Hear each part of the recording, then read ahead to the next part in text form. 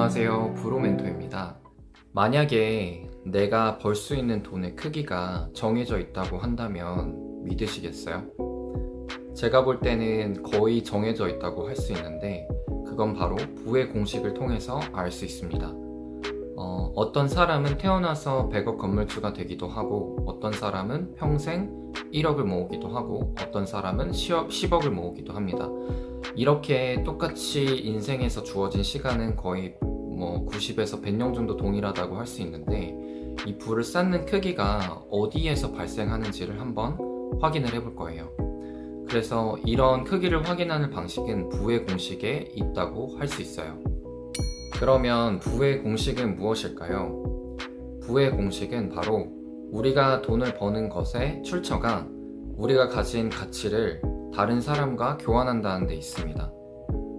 그래서 우리가 가진 부의 크기는 결국엔 가치 곱하기 교환이라고 할 수 있어요. 그러면 한번 예시를 들어볼게요. 붕어빵 장사를 하시는 분, 부동산 중개업자, 그리고 유튜버를 예로 한번 들어보겠습니다. 붕어빵 장사를 하시는 분은 붕어빵이라는 맛있는 간식의 가치를 다른 사람들에게 제공, 교환합니다. 그 대가로 1,000원을 받죠. 부동산 중개업자의 경우는 매물을 알아보는 그런 수고로움의 가치를 집을 찾고 계시는 분한테 제공, 교환합니다. 그 대가로 부동산 중개 수수료를 받는 것이고요. 유튜브를 하시는 분들의 경우도 마찬가지예요. 되게 양질의 컨텐츠 혹은 재미있는 그런 컨텐츠의 가치를 영상으로 제공하고 그게 바로 교환을 한다고 할 수 있는 것이죠. 이처럼 영역이 다르더라도 우리는 어떤 특정 가치를 다른 사람과 교환하는 데서 그 수익을, 소득을 얻는다고 할 수 있어요. 그래서 결국 개인이 만들 수 있는 부의 총량은 얼마나 많은 가치를 얼마나 많이 교환시킬 수 있는가에 따라 달려있다고 할 수 있어요. 자, 이렇게 부의 공식이 가치 곱하기 교환이라고 했을 때 직장인의 케이스도 한번 같이 살펴보겠습니다. 직장인이 제공하는 가치는 무엇일까요? 바로 회사에게 노동력이라는 시간의 가치를 제공을 합니다. 그래서 우리가 한 달 동안 일을 하면은 우리가 노동력을 제공을 했고 그것의 교환은 월급 한 번이 됩니다. 그러니까 직장인의 경우는 1년에 총 12번의 교환을 만들 수가 있어요.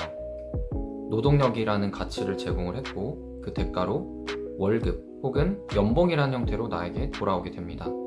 직장인이 부의 크기를 늘릴 수 있는 방식을 아까 말했듯 가치 교환 관점에서 살펴볼게요.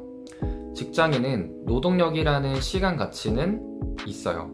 그리고 그 교환은 시간이라는 형태로 제공됩니다. 1년에 12번 혹은 하루에 8시간입니다. 그래서 우리가 만약에 이 부의 공식의 가치 교환 관점에서 우리가 먼저 교환을 늘린다고 한다면 그건 바로 시간을 더 투입하는 거예요. 그러니까 야근을 하는 거겠죠. 하루 기준으로 볼 때 시간이 24시간으로 제한되어 있기 때문에 우리가 잠을 자지 않고 정말 일만 많이 한다고 해도 24시간 일하는 거니까 8시간 곱하기 3배를 하는 3배만큼의 교환을 만들 수 있기는 하겠네요. 하지만 우리는 잠을 자야 되고 다른 것들도 해야 되기 때문에 사실상 교환의 관점에서 3배 이상 늘리기가 힘든 겁니다. 이렇게 직장인의 경우 교환이라는 그 횟수 자체가 시간에 종속되어 있기 때문에 직장인이 부의 크기를 늘리기 위해서는 교환보다는 사실은 가치에 집중하게 됩니다. 직장인에게 가치는 뭐였죠? 노동력의 가치였죠. 그러니까 결국에는 연봉을 늘릴 수밖에 없는 거예요. 연봉을 늘리기 위해서 우리가 연봉 협상을 하게 되는데 보통 그게 성과를 잘 낸다고 하면 10% 정도 될 것 같고요. 우리가 이직을 잘한다고 하면 보통 20%에서 많게는 50%까지도 가능할 것 같기는 합니다. 그래도 언제나 예외가 있는 것 같긴 합니다. 직장인, 그러니까 일반적으로 노동이라는 가치를 제공하는 사람이라고 하더라도 이 부의 크기가 압도적으로 크신 분들 그리고 상대적으로 크신 분들이 있는데 그건 바로 연예인들, 모델들, 탑 배우들, 아이돌들, 탑 티어 축구선수, 운동선수들 정도인 것 같아요. 그분들은 뭐 법인이나 회사에 소속되어 일을 하더라도 그들이 제공하는 그런 노동 시간의 가치가 압도적으로 크기 때문에 하루 24시간이라고 하더라도 그들의 부의 공식 자체는 가치에 많이 연관이 돼 있고 그들의 가치가 워낙 크기 때문에 그들은 부의 크기를 많이 쌓고 있다라고 말할 수 있습니다. 그리고 우리가 볼 수 있는 일반적인 케이스들 경우에는 그런 전문직을 하시는 분들도 이 가치 관점에서 보면은 그들이 제공하는 노동 시간의 가치가 다른 일반인 분들에 비해서는 좀 높다고 할 수 있겠죠. 그렇기 때문에 그들의 부의 크기도 상대적으로 높다고 할 수 있습니다. 사실 우리가 직장을 다닌다고 하더라도 이 노동 가치를 극대화하는 방법은 있는 것 같아요. 우리가 만약에 그 회사의 정말 중요 임원이 된다면 이 노동 가치를 극대화할 수 있을 것입니다. 이렇게 부의 공식 관점에서 바라봤을 때 우리의 부의 크기를 늘릴 수 있는 방법을 생각을 해볼게요. 바로 가치를 높여주거나 교환을 많이 발생시키는 것입니다. 그러니까 가치가 큰 어떤 것의 교환을 성립시키거나 그게 1번, 그리고 교환을 미친 듯이 많이 발생시키거나 그것이 두 번째 방법인 겁니다. 1번, 무지막지하게 큰 가치의 교환을 성공시킨다는 제가 생각나는 예시가 하나 있어요. 그건 바로 회사를 매각시키는 건데 배달의 민족 같은 경우는 2, 3년 전에 딜리버리 히어로라는 독일 회사에 4조 8천억에 매각됐습니다. 그래서 그 거래로 인해서 배달의 민족을 만드셨던 김봉진 의장님은 4,800원을 버셨어요.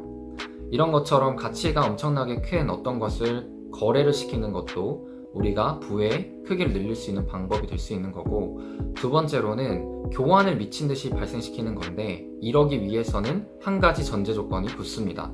그 전제 조건은 바로 교환을 하는 대상이 복제가 가능한 것이어야 된다는 거예요. 아까 우리가 살펴봤던 직장인의 예시는 직장인이 제공하는 가치 자체가 노동 시간이라는 거기 때문에 유한할 수밖에 없습니다. 하루 24시간이기 때문이죠. 그래서 우리가 만약에 교환을 많이 발생시키고 싶다고 한다면은 우리가 제공하는 가치가 시간에 종속된 것이 아니라 제품이나 서비스, 그게 유형적인 거라면 어떤 제조 자동화를 통해서 이룰 수 있고, 그게 무형적인 것이라면 온라인상에 노출시킬 수 있는 것이어야 됩니다.